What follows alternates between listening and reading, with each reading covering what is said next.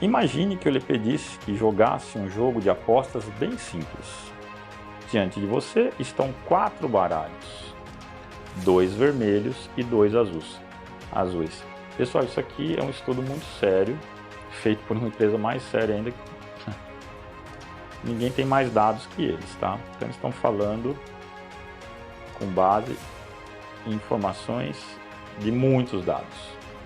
Cada carta desses baralhos ou lhe rende uma quantia em dinheiro ou lhe custa algo, e sua tarefa é virar as cartas de quaisquer baralhos, um de cada vez, de modo a maximizar seus ganhos.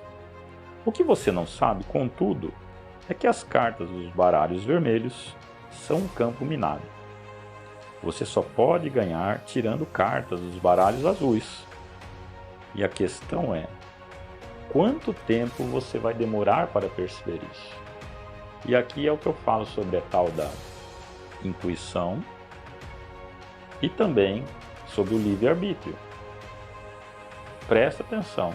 Um grupo de cientistas da Universidade de Iowa fez essa experiência há alguns anos e descobriu que, depois de virar cerca de 50 cartas, a maioria de nós começa a sentir que há algo de errado. Intuição. Não sabemos porque preferimos as cartas azuis, mas temos certeza, daquele momento, de que elas não são as melhores apostas. Então as cartas azuis, você começa a ter um pressentimento, você nem sabe por quê, não sabe como sabe que sabe, mas você sabe que as azuis são melhores. 50. Depois de virarmos cerca de 80 cartas, a maioria de nós já entendeu o jogo. Então é capaz de explicar exatamente por que os primeiros baralhos são ruins. Mas os cientistas de Iowa fizeram algo além. E aqui vai a parte mais estranha desse experimento.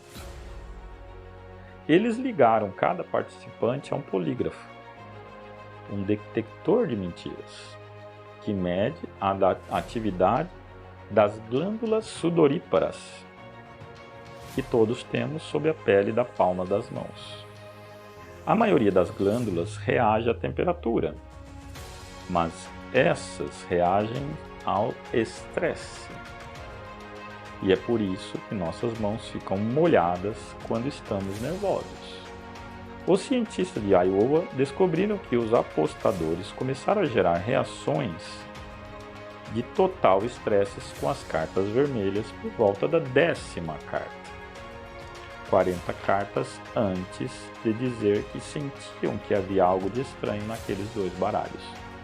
Então, se você não é ou não acredita nessa coisa da intuição, do autoconhecimento, de se perceber, essa percepção corporal, é bom que você comece a fazer isso. E o mais importante, quase ao mesmo tempo que suas mãos começavam a suar, o comportamento deles também começava a mudar. Eles começavam a dar preferências aos baralhos bons. Talvez haja uma explicação neurológica para o porquê de a intuição ser sentida no corpo. Uma análise da pesquisa de Matthew Lieberman encontrou provas, sugerindo que os gânglios basais são a base tanto do aprendizado implícito quanto da intuição. A história por detrás dos gânglios basais é mais uma vez contada por outro pesquisador. Então, se você não entendeu, é bom que você comece então. Lembra? Falei lá do livrinho, vê lá nos livros anteriores, eu te dei uma recomendação, Prêmio Nobel 2002. Então, voltando aqui, pessoal, não adiantaria então fazer essa reunião para mostrar números. Senti isso, falei, é o seguinte, eu não vou apresentar os números. Então eu gostaria de ouvir a reunião para entender o que está acontecendo. E aí ao final, se eu tiver algo para dizer, desde que os ânimos estejam controlados, eu mostro alguma coisa. E aí tudo combinado, tudo acertado, fomos para a reunião, todos lá, uma coisa enorme. E a primeira coisa que a pessoa... Pessoal, foi assim, foi cômico, foi cômico. Eu até peço que se alguém que estivesse na reunião, não comenta, porque eu não consegui autorização para falar sobre isso aqui, então não posso citar ninguém. Então, por favor, não comente. Se você estava lá, mas foi uma piada, não é? Eu pedi, aí a pessoa abre a boca e diz, bom, aqui a gente tem o Ricardo Moreira que vai apresentar os dados. Pessoal, olha, você entende? Foi cômico, pessoal. E eu falei, olha, eu agradeço a presença de todos e eu gostaria de entender um pouco então do histórico de tudo isso. E aí foi me explicado que esse Tier 1 havia construído então essa célula, não estava conseguindo com esse plano de contenção atender o cliente final e esses valores só iriam subindo e eles queriam saber quem pagaria essa conta e se eles, como que eles conseguiriam então passar toda essa informação para o cliente final, uma vez que o preço já estava fechado. Qual foi a coisa mais importante dessa reunião? Com base nessa intuição, e por isso que eu estou falando sobre intuição, precisava se atender o cliente final. E aí chamaram alguns especialistas da própria empresa, ela é especialista, produtora daquele subcomponente, apesar de ser inovador, e falaram, eu quero o seguinte, eu quero que chegue produto bom lá para o nosso cliente, porque eu não quero um recall. E eles desenvolveram lá um método, foi a única parte boa da reunião, um método que avaliasse o que era produto A e o que era produto B. E o que acontece, pessoal? Produto A aqui, uma descontinuidade gigantesca aqui e o produto B lá embaixo. Eu pergunto a você, coloca aí nos comentários, se você tivesse que definir uma especificação disso, até para poder levar para o seu cliente final, o que você definiria como especificação? Faz sentido o teste que eu estou fazendo? Sim, porque existia lá uma medição de um ângulo no produto, criado por quê? Porque a pessoa achou que isso resolveria o problema. E eu pergunto a você, resolve o problema? Sim ou não? Foi a única pergunta que eu fiz na reunião. Pois é. E aí eu pergunto a você, você acha que resolve o problema? E aqui a gente vai perceber o seguinte, a diferença de uma abordagem positiva de uma abordagem caça às bruxas. Sim, porque essa pessoa estava tentando resolver o problema. Eu não estou aqui criticando a ação dela. Pelo contrário. Parabéns. Mas será que ela sozinha conseguiria definir um padrão, uma especificação que realmente pudesse dizer e levar ao cliente final isso que resolve o problema? Sim, estamos tratando de um produto inovador e disruptivo. Muita coisa inovadora. E aí coloca aí nos comentários, você acha que isso resolve o problema? Porque foi simplesmente definido o seguinte, eu tenho o produto A, então a partir dessa dimensão é o que eu aceito. Produto B, a partir desta dimensão eu rejeito. Isso aqui. Sim, se você define uma especificação, eu quero saber se funciona ou não funciona. E essa foi a pergunta que eu fiz. Você tem certeza que a sua especificação resolve o problema? E aí então a gente vai partir para esse estudo de Sir Ronald Fisher. E você verá que é uma matemática extremamente simples e ele utiliza alguns conceitos muito interessantes. E é isso que eu vou ficar devendo para você assim que todo este trabalho for realizado. Então o que ele utiliza é um conceito físico que a gente aprende desde criancinha, de momentos, e a gente verá, daqui a pouco eu vou te colocar aqui toda essa metodologia criada por ele, ele vê um conceito de variância. Variância nada mais, nada menos que uma medida de dispersão. Então você imagina que se eu tenho um bloco aqui de produtos muito densos, eles estão agrupados. Se eu tenho um bloco aqui de produtos muito adensados, ele seria então essa medida de dispersão para eu poder separar esses grupos. E outra coisa, por isso que eu tenho que normalizar, aqui está a resposta para por que eu normalizo neste caso. Se você é apertador de botões, você provavelmente não saberá que dentro desta metodologia ele utiliza a média destes valores de cada feature. E se você não sabe o que é feature, lá no vídeo anterior a gente explica o que é feature, que são as lições que eu tenho que saber para montar este tipo de modelo. Vai lá no vídeo anterior, lá a gente explica tudo isso. E muita coisa que está lá agora vai fazer sentido para você. Então por isso que a gente normaliza. Parte disso que ele utiliza desse conceito físico de momento é então a média daquela feature com a dispersão daquela feature. Ou seja, com a dimensão dispersão através do cálculo da variância. Ele publicou em 1918 o primeiro trabalho sobre variância e depois criou a nova, que a gente verá aí na frente, um trabalho fantástico. Vocês verão que a nova é capaz de fazer, é quase intuitivo, mas com resultados surpreendentes. Então, a nossa consultoria ela muda completamente de escopo, completamente, tá? Completamente. Então eu não quero mais isso.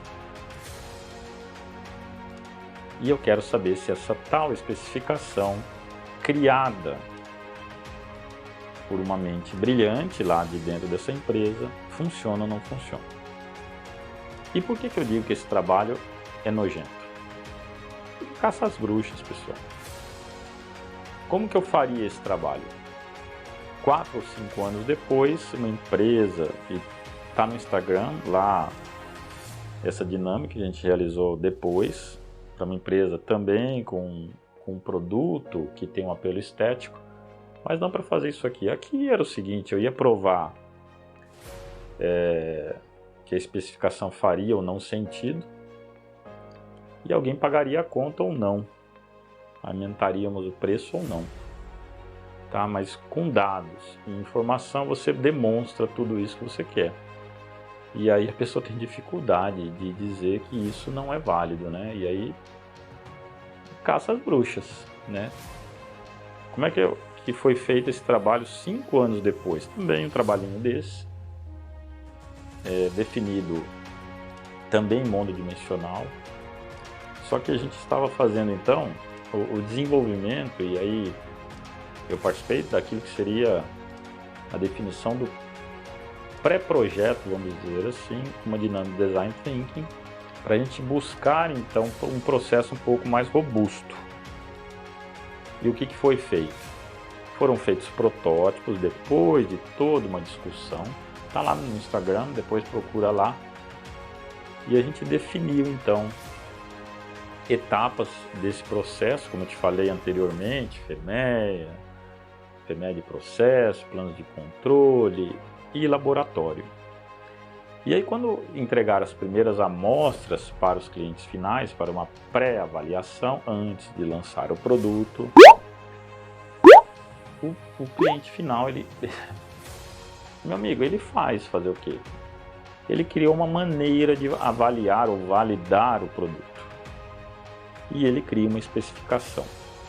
E a gente traduz essa especificação num teste de laboratório, fazendo um teste de ruído.